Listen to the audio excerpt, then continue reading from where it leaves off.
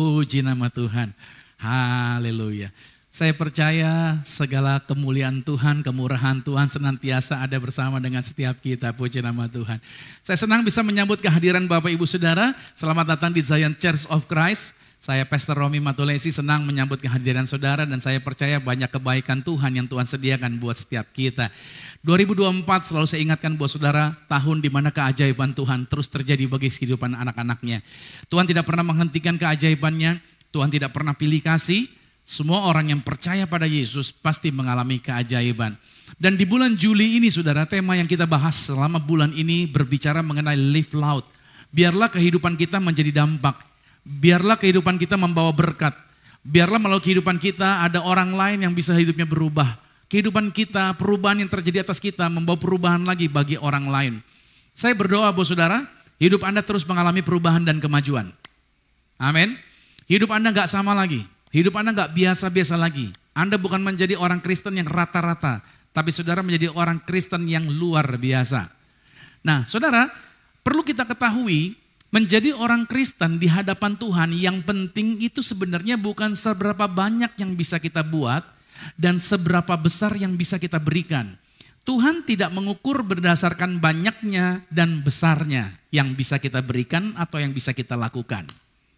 Jadi ini dipegang dulu sama saudara. Tuhan tidak tertarik dengan penampakan luar atau lahiriah. Tuhan jauh lebih konsentrasi kepada faktor internal yang ada di dalam diri kita. Saya kasih contoh sederhana, pada saat Samuel diutus Tuhan pergi ke rumah Isai untuk mencari bakal calon pengganti Raja Saul, Samuel di dalam pemandangannya dia melihat anak-anaknya Isai cocok secara fisik, secara penampakan untuk menjadi raja calon penggantinya Saul. Itu sebabnya Samuel berkata, ini dia yang cocok untuk menggantikan Saul. Tapi perkataan Tuhan berkata kepada Samuel, manusia melihat apa yang di depan matanya, tetapi Tuhan melihat hatinya. Jadi Tuhan itu melihat internalnya, motivasi yang ada di dalam diri seseorang. Jadi makanya dari anaknya Isai gak ada yang dipilih untuk menjadi raja menggantikan Saul. Cuman satu, yaitu Daud. Daud tidak ada di situ, dia sedang mengembalakan domba. Ketika dijemput datang ketemu dengan Samuel, maka Tuhan berbicara, berdirilah, urapilah dia karena dialah raja yang akan menggantikan Saul. Secara fisik Daud mungkin tidak cocok di dalam pemandangan manusia untuk menjadi raja. Tetapi Tuhan tahu sistem internalnya Daud dan Tuhan melihat motivasi yang ada di dalam dirinya Daud. Saudara, mungkin kita terbatas secara keuangan. Mungkin kita skill juga terbatas. Atau secara fisik kita nggak hebat-hebat banget seperti orang-orang yang ada di media-media dan lain sebagainya. Tetapi tahukah saudara bahwa Tuhan jauh lebih tertarik dengan motivasi yang ada di dalam diri saudara. Jadi ketika saudara melakukan sesuatu, ketika saudara memberikan sesuatu yang Tuhan lihat adalah motivasinya. Maksud yang kalian buat, apa yang kita lakukan itu tujuannya buat apa? Banyak orang mungkin berbuat baik tapi tujuannya agar dia dikenal oleh orang. Banyak orang juga bisa melakukan hal, mungkin dia bisa menolong orang atau mungkin menyumbang sesuatu. Tapi di balik itu semuanya agar dia yang mendapatkan keuntungan dan lain sebagainya. Tahukah saudara bahwa Tuhan mencari bahwa orang-orang yang di dalam dirinya memiliki motivasinya. Bukan tentang dirinya tetapi motivasinya tentang bagaimana nama Tuhan dipermuliakan. Nah itulah sebenarnya kekristenan. Kekristenan itu berbicara mengenai pendewasaan. Orang dewasa itu tidak fokus tentang dirinya. Tapi orang dewasa fokus tentang Tuhan yang mengutus dia untuk ada di dalam dunia ini. Bahwasanya saudara ada di dalam dunia ini tidak kebetulan. Tuhan telah punya rencana atas hidup Anda. Amin. Mungkin saudara berkata, tapi Pastor saya lahir dari keluarga yang broken. Saya ada di dalam keluarga yang bukan penyembah Tuhan. Saya cuma mau katakan sama saudara. Segala sesuatu yang terjadi tidak ada yang kebetulan. Even kita ketemu hari ini pun itu juga tidak kebetulan. Tuhan juga punya rencana yang luar biasa buat saudara. Amin. Bukan sekedar karena jadwal, tapi karena Tuhan tahu setiap orang yang ada di sini Tuhan mau rubah untuk menjadi sama seperti Yesus. Itu dia yang Tuhan kejar adalah yaitu sistem internal, motivasi kita. Berbicara mengenai motivasi inilah judul yang saya bawakan. Itu hari ini adalah tentang memiliki motivasi yang benar. Ya. Saudara boleh screen capture, saudara boleh foto, nanti ada beberapa ayat-ayat tambahan lagi buat saudara. Jadi judul hari ini berbicara mengenai memiliki motivasi yang benar. Kita belajar dari Kisah Rasul pada pasal 5 ayat 1 sampai 11. Ada seorang lain yang bernama Ananias. Ia beserta istrinya Safira. Ini suami istri ya, Ananias dan Safira. Mereka menjual sebidang tanah. Dengan setahu istrinya, Ananias menahan sebagian dari hasil penjualan itu dan sebagian lain dibawa dan diletakkan di depan kaki rasul-rasul. Tetapi Petrus berkata, Ananias, mengapa hatimu dikuasai iblis? Sehingga engkau mendustai Roh Kudus dan menahan sebagian dari hasil penjualan tanah itu? Selama tanah itu tidak dijual, bukankah itu tetap kepunyaanmu? Dan setelah dijual, bukankah hasilnya itu tetap dalam kuasamu? Mengapa engkau merencanakan perbuatan itu dalam hatimu? Engkau bukan mendustai manusia, tetapi mendustai Tuhan. Ketika mendengar perkataan itu, rebahlah Ananias dan putuslah nyawanya. Maka sangatlah ketakutan semua orang yang mendengar hal itu. Lalu datanglah beberapa orang muda, mereka mengapani mayat itu, mengusungnya keluar dan pergi menguburnya. Kira-kira 3 jam kemudian, masuklah istri Ananias, tetapi dia tidak tahu apa yang telah terjadi. Kata Petrus kepadanya, katakanlah kepadaku dengan harga sekiankah tanah itu kamu jual? Jawab perempuan itu, betul sekian. Kata Petrus, mengapa kamu berdua bersepakat mencobai roh Tuhan? Lihatlah, orang-orang yang baru mengubur suamimu berdiri di depan pintu dan mereka akan mengusung engkau juga keluar. Lalu rebahlah perempuan itu seketika itu juga di depan kaki Petrus dan putuslah nyawanya. Ketika orang-orang muda itu masuk, mereka mendapati dia sudah mati. Lalu mereka mengusungnya keluar dan menguburnya di samping suaminya. Maka sangat ketakutanlah seluruh jemaat dan semua orang yang mendengar hal itu. Nah, ini kisah yang menarik. Saudara pasti sudah sering baca ayat ini tentang Ananias dan Safira. Nah, pada perkembangan gereja mula-mula saudara, ini adalah jemaat Kristen yang berada di Yerusalem, mereka begitu sangat bersemangat. Nah, untuk membangun pelayanan, mereka bersama-sama membangun, mereka support dana bersama-sama dengan para rasul. Jadi mereka tuh memberikan apa yang mereka punya menjadi kepunyaan bersama. Jadi semua orang bersuka cita, semua dipakai untuk pelayanan. Nah, ada kisah yang menarik. Kenapa Ananias dan Safira di teks ini mereka mendustai roh Tuhan? Itu pertama pertanyaannya. Mendustai pekerjaan Tuhan. Yang kedua, kenapa efeknya begitu fatal atas Ananias dan Safira? Sampai mereka harus kehilangan nyawa mereka. Nah saudara, pada gereja mula-mula kalau ada orang yang mempersembahkan atau memberikan korban, sumbangan, ya kan? Itu jemaat gereja itu semuanya akan tahu gitu loh. Kenapa tahu? Karena para rasul yang menerima persembahan dari si jemaat ini, itu akan dipakai kembali dana itu untuk memberkati seluruh jemaat yang ada di dalamnya. Tujuannya agar gak ada jemaat yang berkekurangan. Jadi semuanya itu terberkati di dalam gereja. Otomatis ketika rasul mendapatkan berkat sumbangan dari salah satu jemaat, jadi jemaat yang lain juga jadi tahu. Nah kalau kita mundur sebentar saudara, lihat baik-baik. Pada pasal sebelumnya dari pasal 5 ini, di pasal 4, ada seorang jemaat yang datang kepada rasul, dia menjual ladangnya dan mempersembahkan seluruh hasil penjualannya juga kepada rasul. Dan mata semua orang melihat kepada salah satu jemaat itu. Nah semua orang senang kagum, tapi tidak dengan Ananias dan Safira.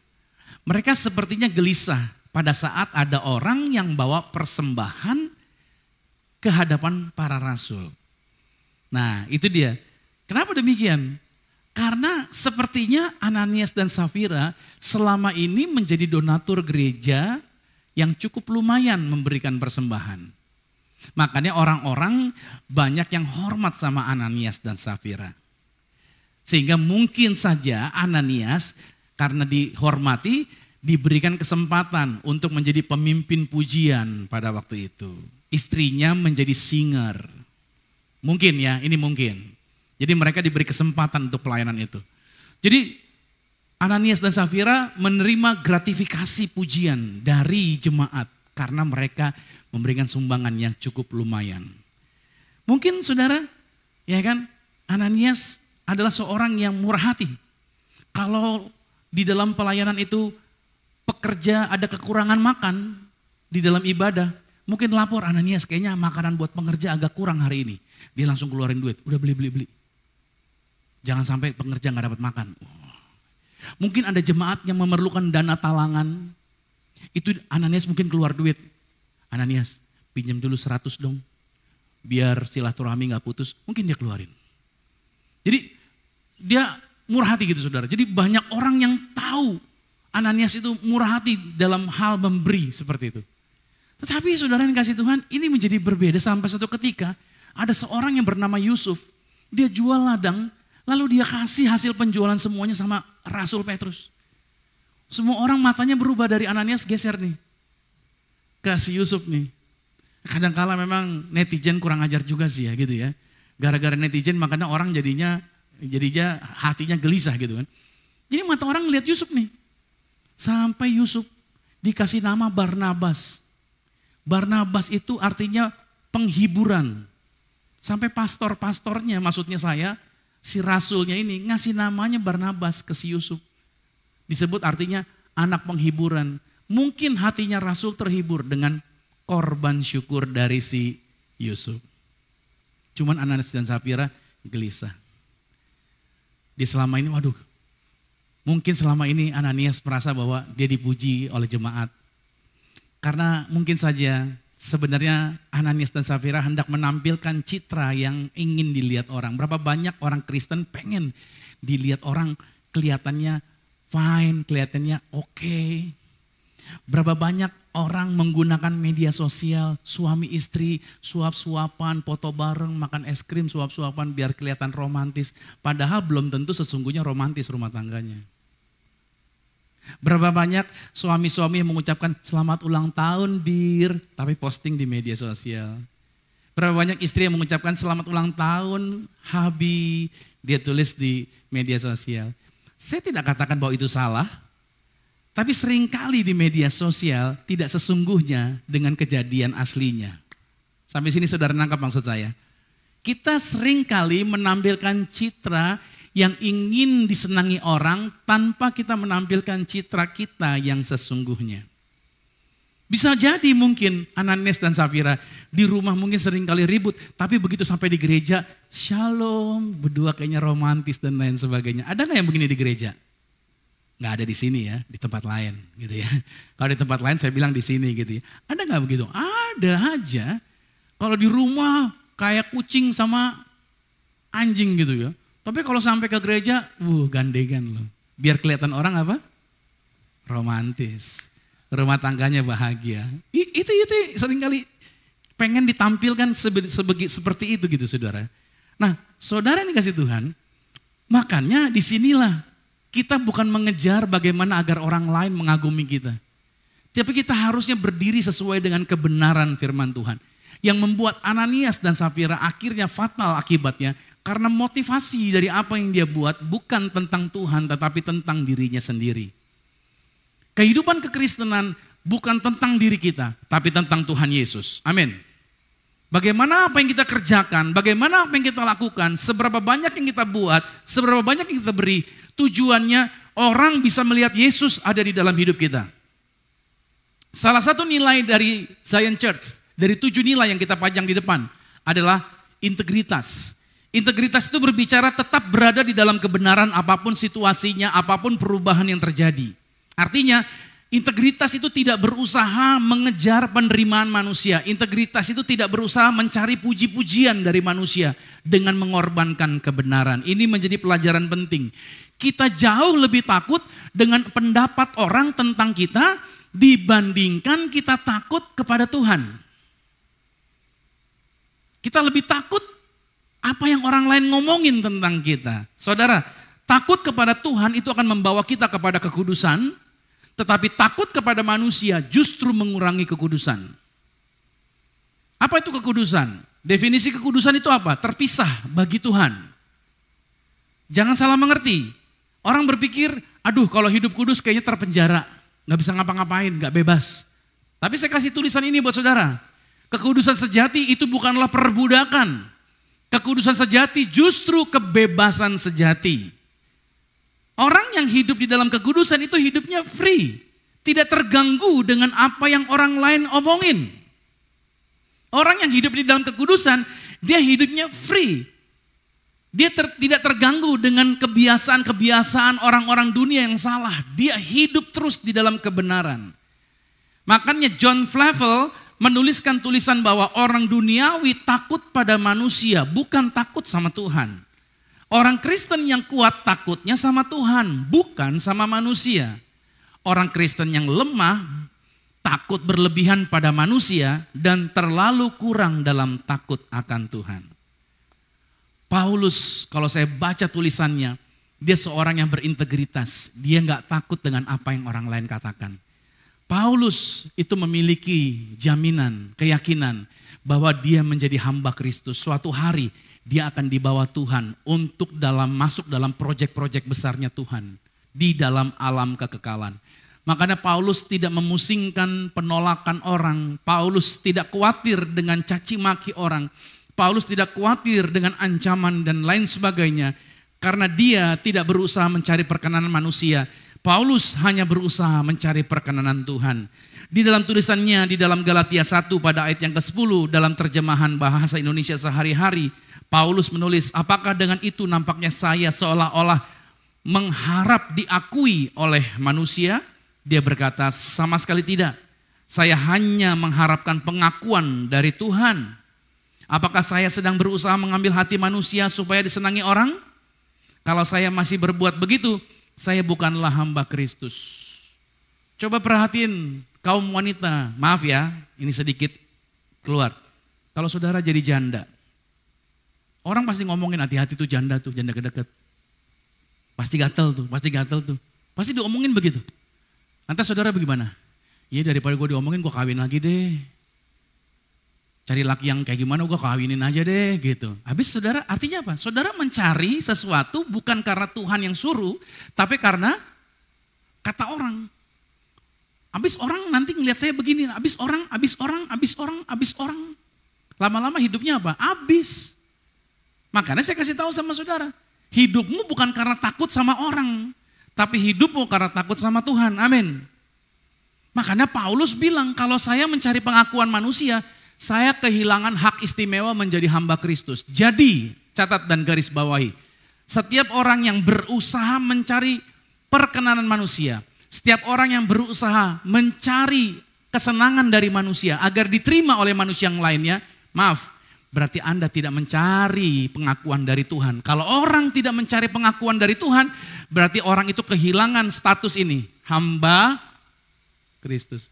Berarti engkau tidak akan mendapatkan proyek besar di kekekalan nanti bersama dengan Tuhan.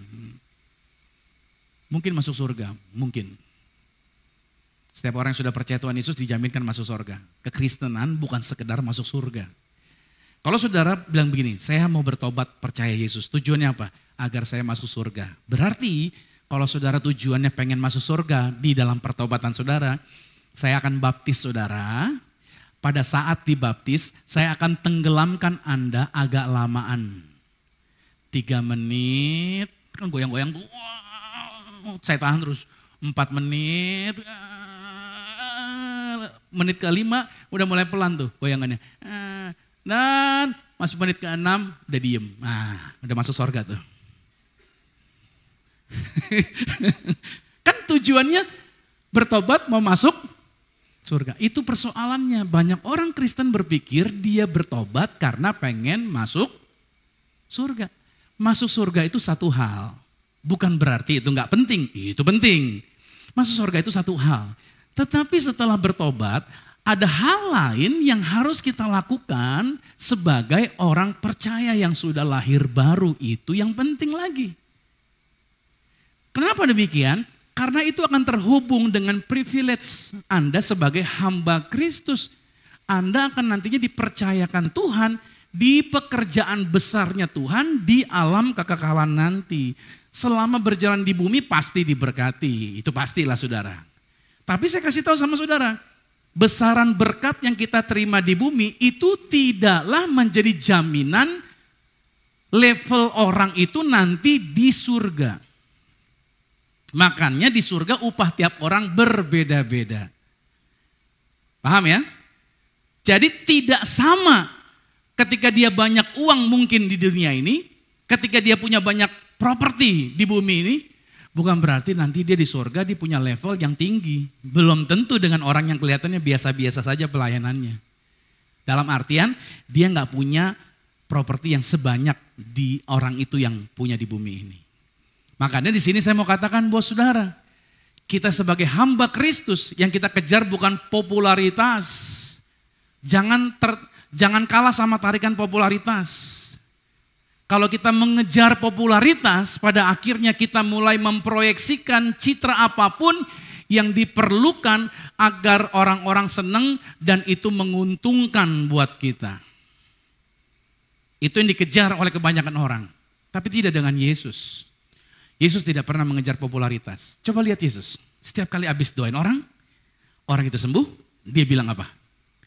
Hey, jangan lupa ya, share, like, dan komen. Halo, Yesus bilang gitu gak? Gak pernah. Dia bilang apa? Jangan bilang-bilang. Jangan kasih tahu siapa-siapa. You know why? Karena tujuan Yesus ke bumi bukan popularitas. Tujuan Yesus ke bumi adalah mengerjakan pekerjaan Bapaknya. Nah, saudara harus paham. Menjadi terkenal itu adalah efek samping saja. Itu bukan tujuan. Biarin orang yang sibuk mempromosikan Anda. Bukan Anda yang sibuk mempromosikan diri Anda. Amin. Tapi kalau gereja kan enggak ya. Gereja sibuk mempromosikan dirinya. Hamba Tuhan sibuk mempromosikan dirinya. Anda butuh pelepasan? Jangan lupa hubungi saya di nomor sekian. Gitu kan? Kita mulai pasang iklan dan lain sebagainya. Anda butuh diberkati rumah Anda, toko Anda, pabrik Anda, segera hubungi nomor ini. Gitu kan? Haleluya. Jadi saudara harus pahami akan kebiasaan orang dunia mengejar popularitas sehingga menampilkan citra yang tidak sesungguhnya. Nah, di dalam diri manusia kita saudara ada 3 citra. Ya, atau image. Yang pertama citra yang dipersepsikan. Yang kedua citra yang diproyeksikan. Yang ketiga citra aktual. Citra yang dipersepsikan itu bagaimana orang lain melihat kita. Kita pengen, ya kan? Atau orang lain yang menilai kita, itu proyeksi, itu persepsi. Anggapan orang tentang kita. Yang kedua, citra yang diproyeksikan itu bagaimana cara kita menginginkan orang-orang melihat kita. Sedangkan yang ketiga, citra aktual adalah siapa kita yang sebenarnya. Nah, siapa kita yang sebenarnya kita bisa sembunyiin di hadapan orang. Tadi menggunakan media sosial seolah-olah kita romantis dan lain sebagainya. Kita bisa sembunyikan. Tetapi citra aktual kita tidak bisa disembunyikan di hadapan Tuhan. Di hadapan Tuhan nanti yang dilihat bukan citra yang dipersepsikan, apa kata orang, ya. Orang bilang katanya Anda gendut, kata orang. Ya kan? Itu kata orang. Orang bilang Anda kurang pinter, itu kata orang. Tapi itu tidak dinilai Tuhan. Tuhan tidak menilai Anda berdasarkan persepsi. Atau Tuhan tidak menilai Anda berdasarkan citra yang ingin kita proyeksikan.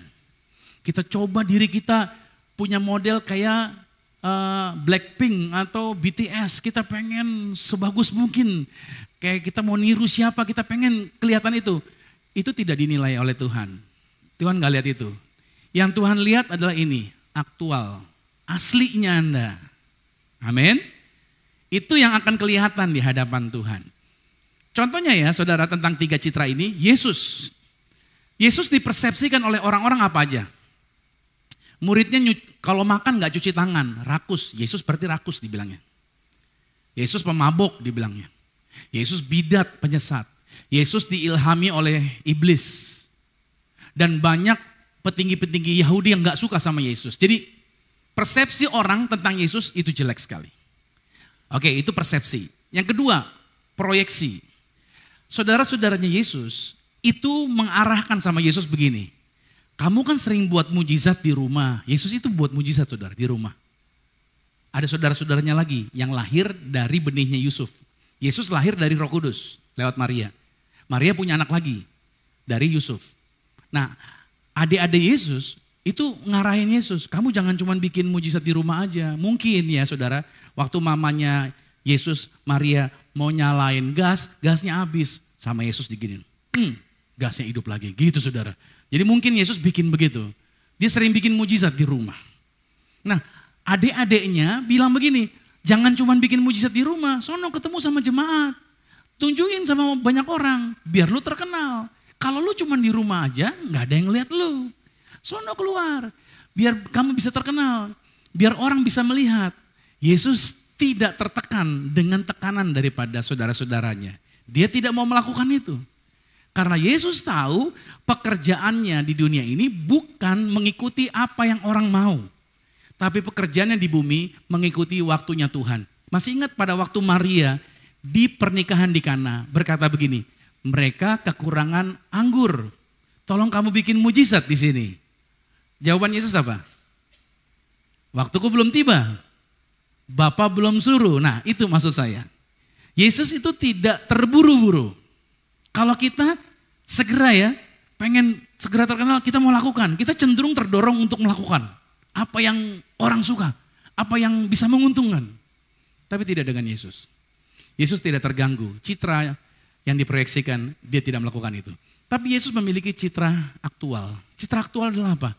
Dia memiliki gambaran Tuhan di dalam diri dia. Dia adalah citra yang kelihatan dari Tuhan yang tidak kelihatan. Sesuai dengan Kolose 1 pada ayat yang ke-15.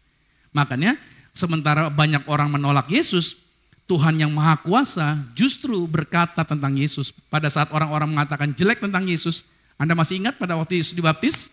Matius 3 pada ayat 17 ada suara yang dari langit berkata apa? Inilah anak yang kukasihi, kepadanya lah aku berkenan. Yang dengar bukan cuma Yesus, tapi siapa? Semua orang yang ada di pinggir sungai Yordan dengar suara itu, saudara. Semua dengar, pengakuan datang dari Tuhan. Makanya saya katakan sama saudara, biarkan Tuhan yang mengakui Anda. Amin. Kita nggak perlu pengakuan dari si A, kita nggak perlu pengakuan dari si B, kita nggak perlu pengakuan dari manapun. Selama kita benar lakukan, maka Tuhan yang akan mengangkat Anda, Tuhan yang akan mempromosikan Anda. Anda nggak perlu takut pendapat orang, karena Amsal 29 ayat yang ke-25 berkata, takut kepada orang mendatangkan jerat, tetapi siapa percaya kepada Tuhan dilindungi. Ini peringatan penting buat orang-orang Kristen, bahwa betapa berbahayanya kalau kita berusaha menyenangkan hati manusia. Bahaya sekali kalau kita berusaha menyenangkan hati manusia. Sikap berusaha menyenangkan manusia, ya ingat nih, pelan-pelan nih saya bilang nih. Sikap berusaha menyenangkan hati manusia itu dapat menimbulkan kemunafikan. Dan kemunafikan itu menular sifatnya. Nanti saudara bisa baca di dalam Galatia 2 ayat 11 sampai dengan ayat yang ke-14. Pada saat Petrus ada di Antioquia, dia pelayanan di sana. Dia menjadi kepanjangan tangan Tuhan untuk menjangkau orang-orang Kristen, untuk menjangkau orang-orang non-Yahudi.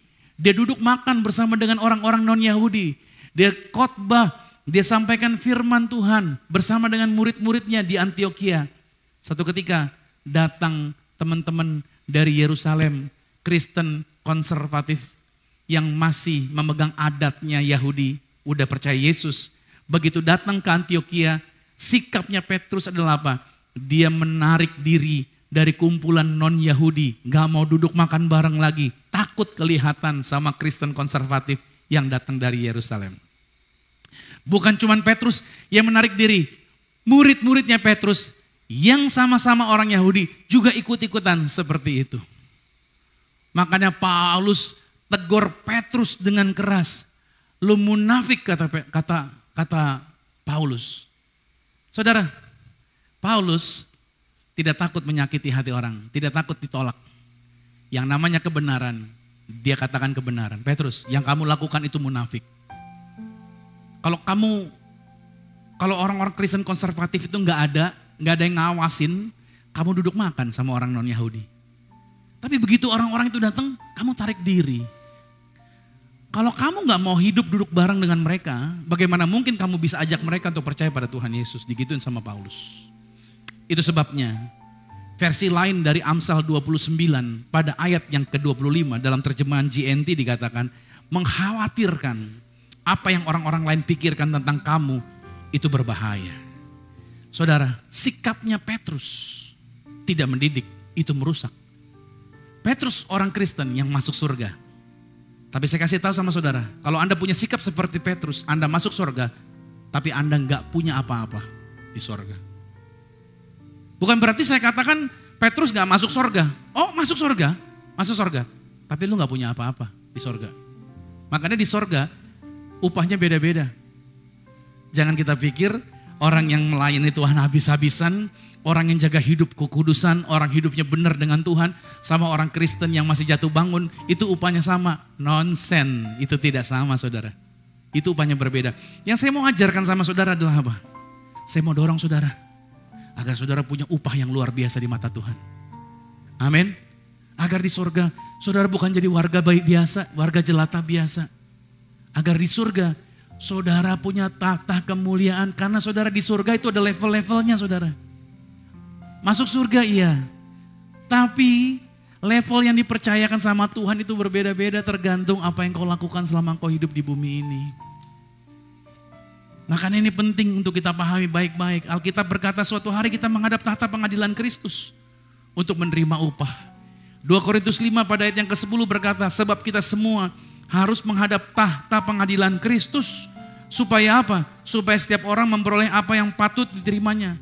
Sesuai dengan yang dilakukannya dalam hidup ini. Baik ataupun jahat. Ayat ini buat siapa? Buat siapa? Buat orang-orang dunia? Bukan. Ayat ini buat orang Kristen yang sudah percaya Yesus. Saya tanya dulu nih, siapa yang sudah percaya Yesus? Boleh angkat tangannya. Ayat ini buat Anda. Alkitab berkata, orang yang percaya Yesus dijaminkan masuk surga. Ayat ini tidak berbahas mengenai penghukuman akibat dosa yang sebelum kenal Yesus. Upah dosa sudah diselesaikan Tuhan Yesus 2000 tahun yang lalu di atas kayu salib. Itu sudah selesai. Tetapi tahta pengadilan Kristus ini berbicara bukan tentang hukuman kekal. Tahta pengadilan Kristus ini berbicara mengenai reward, upah. Sama-sama katakan upah. Upah saudara. Makanya orang-orang yang melayani Tuhan, giat buat Tuhan, upahnya beda sama orang yang biasa-biasa. Halo? Gak sama. Ada upah. Orang yang berjerih lelah di ladang Tuhan, orang korban di dalam pelayanannya. Itu ada upahnya dikasih dan itu berbeda dari orang yang gak mau berkorban di dalam pelayanannya. Makanya di sini yang perlu kita pahami. Kita sudah belajar bagaimana Ananias dan Safira, bagaimana Petrus yang bisa punya hati yang munafik walaupun dia sudah percaya Yesus. Pertanyaan ini saya berikan sama saudara. Bagaimana caranya agar kita dapat hidup dalam motivasi dan perilaku yang saleh. Tidak seperti Ananias dan Safira, tidak seperti Petrus yang menyimpang. Yang pertama ini, cuma 2 saya kasih. Yang pertama, terus memperhatikan firman Tuhan dengan hati-hati. Saudara punya Alkitab? Ambil Alkitabnya. Perhatikan, baca terus. Tiap hari, baca terus. Tiap hari, baca terus. Saya kasih tahu sama saudara, ini penting. Kalau Anda baca Alkitab, itu akan menjagai diri Anda. Dari penipuan diri dan penampilan citra yang diproyeksikan. Agar orang senang. Saudara akan terjaga dari sikap-sikap etika yang buruk. Anda akan terhindari. Pikiran-pikiran yang salah. Saudara akan terhindari pada waktu Anda baca Alkitab. Ibrani 4 ayat 12-13. Anda kalau baca ayat ini nih, pelan-pelan. Ayat ini bilang firman itu masuk ke dalam hati kita. Menusuk amat dalam. Memisahkan jiwa dan roh. Sendi-sendi sumsum Anda. Membedakan pertimbangan dan pikiran kita. Dia masuk ke dalam. Makanya orang yang rajin baca firman. Yang merenungkan firman Tuhan. Dia akan terjagai dari pikiran yang salah. Orang-orang yang diajarin kasih karunia bilangnya apa? Hidup ini gak ada penghukuman lagi. Gak ada penghakiman lagi. Tenang, Tuhan sayang sama kita. Tuhan baik sama kita. Tuhan gak marah sama kita dan lain sebagainya. Itu betul. Tapi tanpa sadar saudara ditipu sama dirimu sendiri. Karena kita bisa tertipu sama diri kita. Dan kata-kata itu membuat pada akhirnya kita memiliki perilaku yang gak saleh, gak kudus. Akhirnya kita bilang, ya ini hidup kasih karunia. Padahal engkau masih mau hidup dalam kecemaran. Masih mau mabok-mabokan, masih mau hidup jinah cabul, masih mau melakukan perkara-perkara yang cemar dengan alasan hidup ini dibawa kasih karunia. Betul, dibawa kasih karunia. Tapi karena engkau gak baca firman, gak mengizinkan firman Tuhan mengoreksi Anda sampai ke dalam, kita berpikir kita aman-aman aja. Padahal saudara harus pahami, ayat ini berkata, tidak ada sesuatu apapun, sebab segala sesuatu telanjang terbuka di depan mata Tuhan. Gak ada yang tertutup, semuanya kelihatan jelas. Kita gak bisa sembunyiin di mata Tuhan. Saya ngomong begini karena saudara masih hidup, kalau saudara udah dipetik gak ada gunanya. Masih hidup saya kasih tahu sama saudara, ayo hidupnya benar. Ayo izinkan firman Tuhan mengoreksi. Kalau pendeta ngoreksi seminggu sekali. Tapi kalau saudara baca Alkitab tiap hari itu firman mengoreksi Anda. Itu menghindari motivasi yang salah, caranya ini. Izinkan baca dengan hati-hati. Yang kedua yang terakhir, teruslah kejar firman di dalam batin kita. Terus kejar, terus kejar. Jadi saudara bilang begini, saya gak bisa hidup kalau gak kejar firman gitu loh. Gak ada berkat di luar firman. Jadikan firman Tuhan itu sebagai keutamaan hidup Anda. Makanya Amsal 2 ayat 1-5, saudara bisa baca di situ. Di situ bahwa kejar firman. Berseru kepada pengertian. Mencarinya seperti mencari emas yang sangat berharga. Kejar terus firman Tuhan. Makanya saudara, kalau ibadah kejar firmannya. Kejar ibadah itu. Kejar persekutuanmu dengan Tuhan. Jadi saudara jangan menjadi orang yang biasa-biasa. Kejar. Karena dengan demikian saudara akan memiliki keamanan. Dari apa? Dari godaan. Untuk memproyeksikan citra yang palsu. Saudara akan berdiri dengan integritas. Saudara akan berdiri dengan kebenaran. Yang lain boleh belang. Yang lain boleh menjadi ikut-ikutan dengan konsep dunia. Dengan cara-cara orang dunia. Tapi saudara akan tetap berdiri dalam kebenaran dan kekudusan. Ada amin? Mungkin firman Tuhan ini akan agak sedikit menancap, agak sedikit menggores di hati saudara. Tapi it's okay. Justru firman ini akan membuat Anda dewasa. Dan membuat Anda terjaga dari motivasi yang salah. Diberkati Tuhan? Ada amin? Ingat baik motivasinya yang Tuhan lihat. Karena itu saya ajarin ini agar kita punya motivasi yang benar di mata Tuhan. Mari kita hampiri Tuhan. Tuhan Yesus, terima kasih buat firman yang boleh kami terima.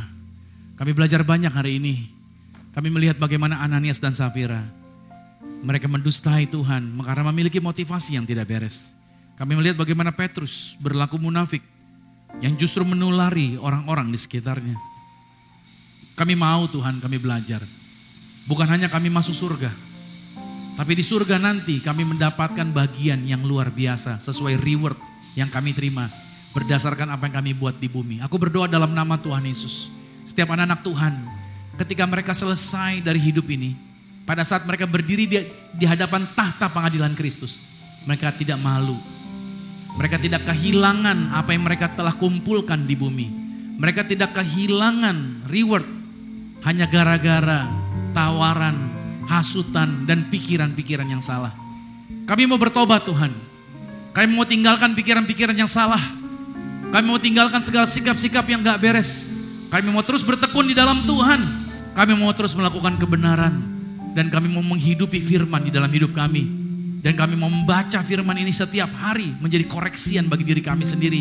Dan kami mau mengejar firman Tuhan di dalam batin kami. Sehingga akhlak kami berubah, karakter kami berubah. Gaya hidup kami berubah menjadi sama seperti Yesus. Aku berdoa firman Tuhan ini tidak berhenti.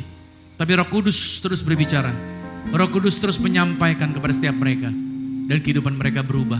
Aku berdoa mereka berubah Tuhan. Mereka tidak menyia-nyiakan waktu. Mereka tidak menyia-nyiakan kesempatan ini. Karena satu hari waktu kami akan habis.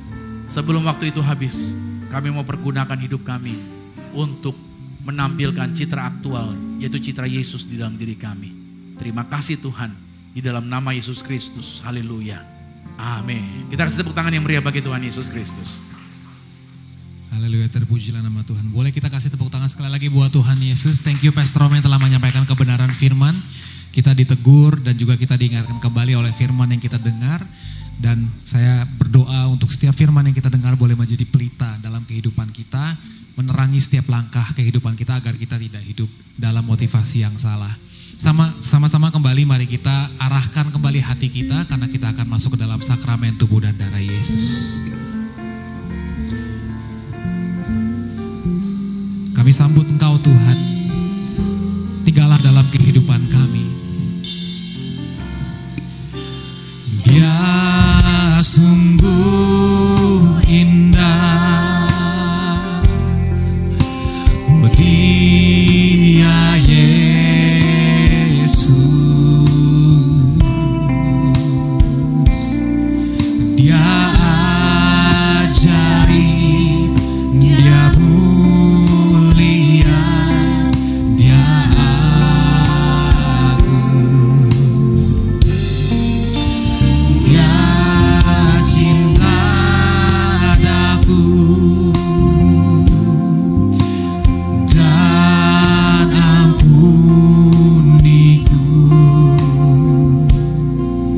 Oh, bahkan rela berikan nyawanya untuk selamatkanku. Mari sama-sama bangkit berdiri, sambut tubuh dan darah Yesus. Yesus, tinggikan Yesus, beri Dia hormat, pujian dan kuasa. Yesus Raja, bagi Yang mulia, ku angkat tanganku, Kau ku puja, ku cinta, ku sembah. Haleluya. Kita akan masuk dalam sakramen tubuh dan darah Tuhan Yesus Kristus. Barang siapa yang makan tubuh Kristus, barang siapa yang minum darah Yesus, dia ada di dalam Yesus. Maksudnya apa? Kita diingatkan kembali, Tuhan sudah menyelesaikan segala sesuatunya. Kita diingatkan kembali, engkau warga sorga, engkau berkuasa, engkau sehat, engkau menang atas segala virus, engkau menang atas segala penyakit, engkau diberi kuasa, apa yang kau injak diberkati, apa yang kau pegang pasti berhasil. Kau percaya bahwa setiap bagian yang Tuhan sudah jaminkan itu pasti digenapi bagi setiap kita. Jadi saudara, kalau kita mungkin terpleset melakukan kesalahan, gampang caranya, tinggalkan yang salah, balik sama Tuhan, hidup dalam kebenaran, maka engkau akan tertolong dari segala jebakan-jebakan si iblis. Mari kita angkat rotinya, sama-sama dengan saya, katakan, dalam nama Tuhan Yesus, inilah roti yang telah turun dari surga, inilah tubuh Tuhan Yesus Kristus, tubuh yang tergantung di atas kayu salib, yang memberikan kami bersama dengan keluarga, kehidupan yang kekal di dalam kerajaan sorga. Oleh korban tubuh Kristus, mulai hari ini kami dijamin tidak sakit-sakitan, menang atas segala virus, menang atas segala penyakit, tidak terkapar di ruang ICU. Dan kami percaya sel-sel tubuh kami jadi baru, sehat, berkuasa atas segala jenis nyamuk, umur panjang, tidak sakit-sakitan. Dalam nama Tuhan Yesus, inilah roti yang telah turun dari surga, inilah tubuh Tuhan Yesus Kristus. Mari kita makan tubuh Tuhan Yesus.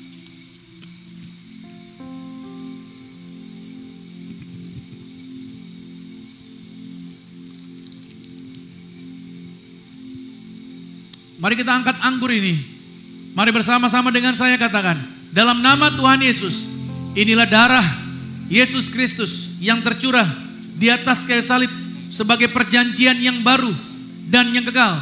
Oleh korban darah Yesus, bersama keluarga kami termeterai sepanjang masa sebagai warga sorga, punya rumah di sorga, punya rumah di bumi, tidak mengembara, dimanapun berada melangkah, selalu dijagai pasukan malaikat. Aku tolak kuasa gelap, aku tolak setan-setan, dukun-dukun, Lucifer, roh-roh jahat, dihancurkan, tidak berkuasa atas kami. Segala kutuk dari nenek moyang sudah dibatalkan, dan kami percaya segala rancangan orang jahat tidak berkuasa atas hidup kami. Kami punya iman yang kami pegang, yang kami kerjakan di dalam karir, bisnis, proyek, usaha, studi, Pelayanan kami diberkati lipat kali ganda dari berkat tertinggi yang pernah kami raih. Dalam nama Yesus, inilah darah Yesus Kristus. Mari kita minum darah Yesus.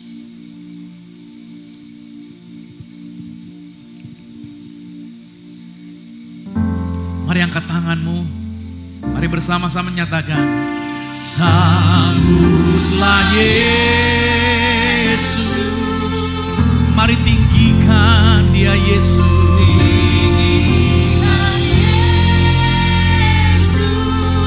Beri Dia hormat. Pujian dan kuasa. Yesus Raja. Hanya Dia yang layak dipanggil Raja. Yang mulia, ku angkat tangan bagimu.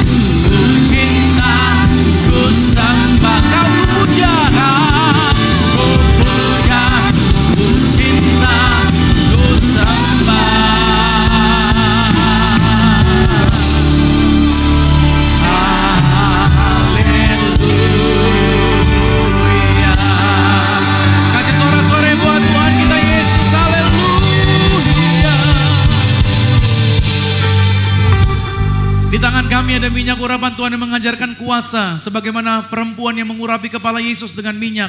Yesus berkata, dimanapun Injil diberitakan, apa yang diperbuat perempuan ini juga menjadi berita yang sama disampaikan. Maka kami mengangkat dalam nama Tuhan Yesus, inilah minyak urapan. Setiap tetes saya punya kuasa ngusir setan, dan setiap oleh saya punya kuasa menyembuhkan sakit penyakit. Silakan pasukan malaikat hadir, jagai kami semua, dimanapun kami berada. Kami tidak bisa disantet, diguna-guna, roh jahat tidak berkuasa. Dalam nama Tuhan Yesus, inilah minyak urapan. Anda boleh teteskan atas kepala saudara. Maka setiap botol ini dalam nama Tuhan Yesus, inilah minyak urapan. Kasih karunia kuasa, mujizat Tuhan menyertai mengurapi. Dalam nama Tuhan Yesus, inilah minyak urapan. Maka Amsal 18 ayat 21 berkata bahwa hidup dan mati itu dikuasai oleh lidah. Siapa yang suka menggemakannya, dia akan memakan buahnya. Hati-hati dengan apa yang kita ucapkan. Hati-hati dengan apa yang kita perkatakan. Karena yang kita ucapkan itulah yang akan terjadi di dalam hidup kita. Mari berkati diri Anda sama-sama dengan saya. Katakan, saya diberkati, berkelimpahan, telah ditebus, telah diampuni, dibenarkan, diurapi, disempurnakan, diberi kuasa, hidup dalam kasih karunia, berharga, aman, sehat, penuh kemuliaan, fokus pada Yesus, disiplin, percaya diri, pandai cerdas. Saya diciptakan segambar dan serupa Yesus untuk menggenapi setiap panggilan dan tujuannya atas hidup saya di dalam nama Yesus. Amin. Kasih tepuk tangan lagi bagi Tuhan Yesus. Doa orang benar bila dengan yakin didoakan sangat besar kuasanya. Maka sebagai ungkapan syukur kami Tuhan, di hari ini kami akan bawa korban syukur. Tangan-tangan mereka diberkati. Apa yang mereka bawa, apa yang mereka korbankan di ladang Tuhan, Tuhan sanggup gantikan, berkati lipat kali ganda. Orang-orang yang menabur ladang Tuhan tidak pernah kekurangan, tidak pernah rugi. Hidupnya diberkati dalam segala mujizat kemurahan Tuhan. Dalam nama Tuhan Yesus kami bawa korban syukur ini. Haleluya.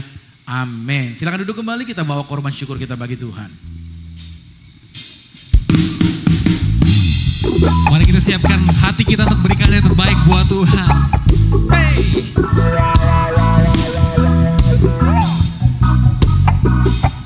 Kau Tuhan yang mempesona, sungguh Kau mempesona.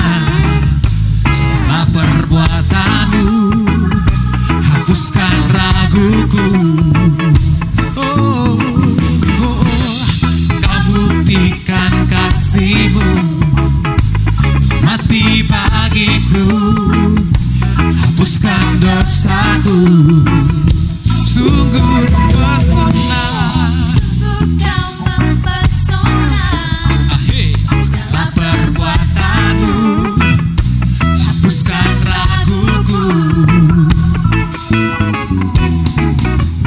Kau buktikan kasih-Mu, mati bagiku, hapuskan dosaku. Kau ubahkan hidup semua menjadi baru. Sekarang ku bersuka padamu, Yesus. Kau jagai hidupku, melangkah di jalan-Mu, sampai ku terima mahkota kehidupanku. Kau ubahkan hidupku semua menjadi baru. Sekarang ku bersuka di dalam-Mu, Yesusku. Kau jagai hidupku, melangkah di jalan-Mu, sampai ku terima mahkota kehidupan.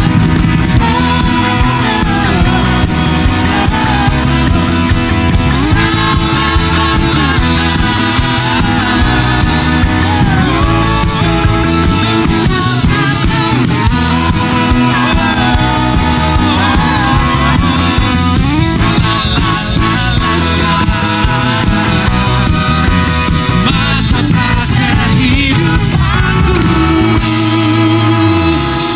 Kita beri tepuk tangan yang paling meriah buat Tuhan. Terima kasih untuk persembahan setiap saudara. Kami percaya boleh menjadi berkat bagi gereja ini dan boleh membantu gereja ini menjangkau lebih banyak lagi jiwa-jiwa.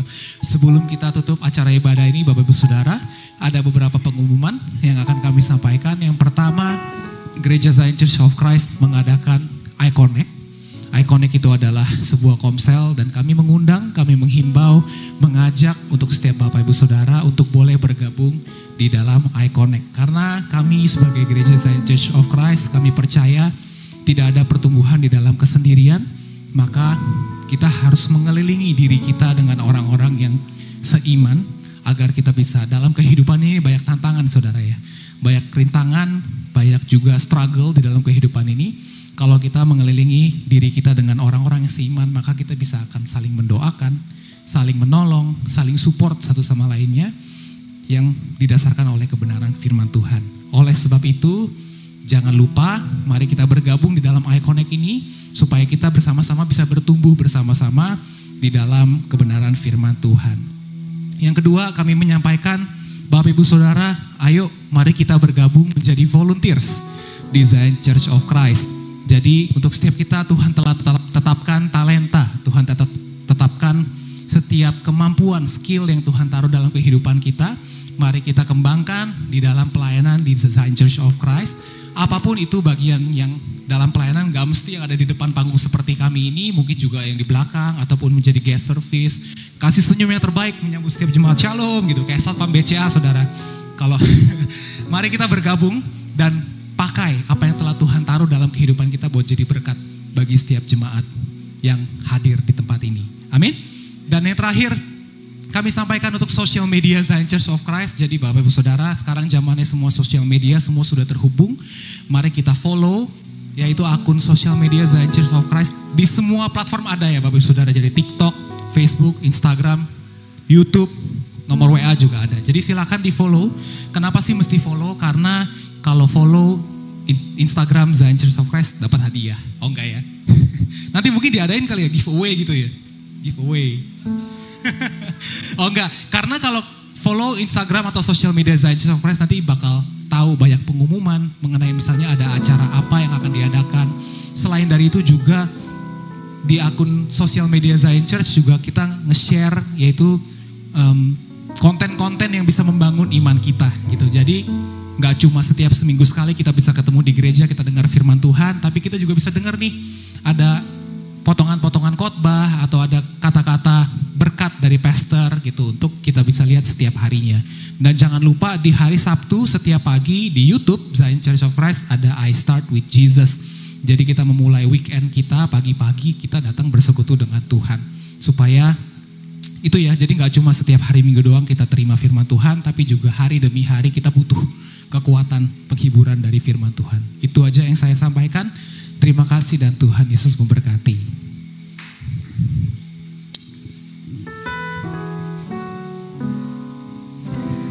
Oke. Semua diberkati Tuhan, amin. Mari kita sama-sama bangkit berdiri Bapak Ibu Saudara. Kita akan closing. Tuhan terima kasih buat setiap kesempatan yang Tuhan percayakan. Kami percaya kasih karunia, anugerah, kebaikan, kemurahan Tuhan senantiasa diberikan kelimpahan dalam kehidupan kami. Terima kasih buat setiap jemaat yang sudah hadir hari ini. Berkati mereka semua Tuhan. Pulang dari tempat ini dijaga pasukan malaikat, tiba di tempat tinggal mereka masing-masing tanpa kekurangan apapun juga. Kami juga berdoa Tuhan memberkati bangsa kami Indonesia. Jelang yaitu pelantikan calon pemimpin baru di tahun ini, maka kami percaya semuanya boleh damai, aman, tanpa ada kendala apapun. Juga persiapan pilkada di Indonesia juga berjalan dengan baik dan lancar. Kami serahkan dari Papua sampai dengan Aceh, Miangas, Pulau Rote, semuanya aman diberkati Tuhan Yesus. Kami juga berdoa persiapan pemerintah untuk mengadakan upacara yaitu 17 Agustus di IKN nantinya, upacara kenegaraan. Biar semuanya boleh berjalan dengan lancar, semuanya persiapan boleh berjalan dengan baik dalam nama Tuhan Yesus. Kami serahkan juga Gereja Zion Church of Christ. Tuhan, kami percaya gereja ini punya Tuhan. Tuhan yang menetapkan kami ada di dalamnya. Tuhan yang memberikan kami visi, kami menjalani visi, dan Tuhan jugalah yang memberikan provisinya. Oleh sebab itu kami percaya dalam nama Tuhan Yesus Zion Church of Christ, Tuhan pasti beri tempat yang baru. Tempat yang levelnya lebih dari tempat ini. Tuhan akan bawa kami lagi ke tempat baru. Dalam nama Tuhan Yesus, perjalanan kami tidak pernah stuck. Perjalanan kami tidak pernah drop. Perjalanan kami terus mengalami kemajuan dan peningkatan. Oleh sebab itu kami percaya Zion Church of Christ akan naik ke new level.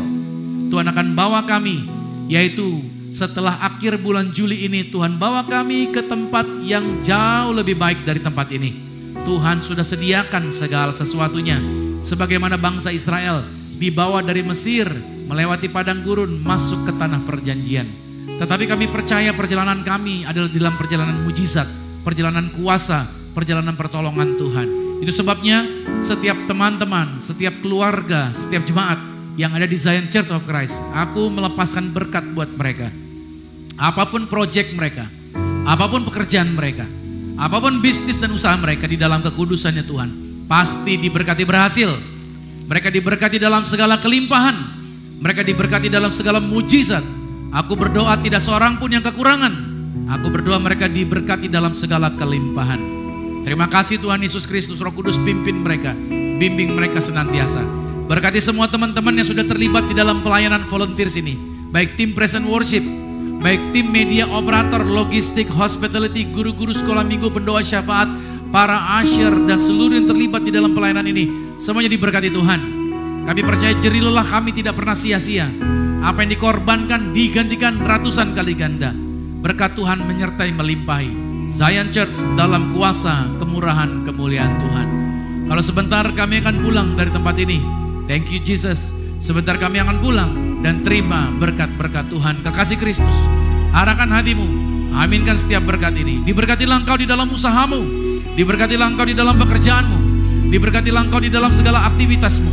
Siapapun tinggal dengan engkau pasti diberkati. Keluargamu diberkati. Orang tuamu diberkati. Saudara-saudarimu diberkati. Rumah tanggamu berbahagia.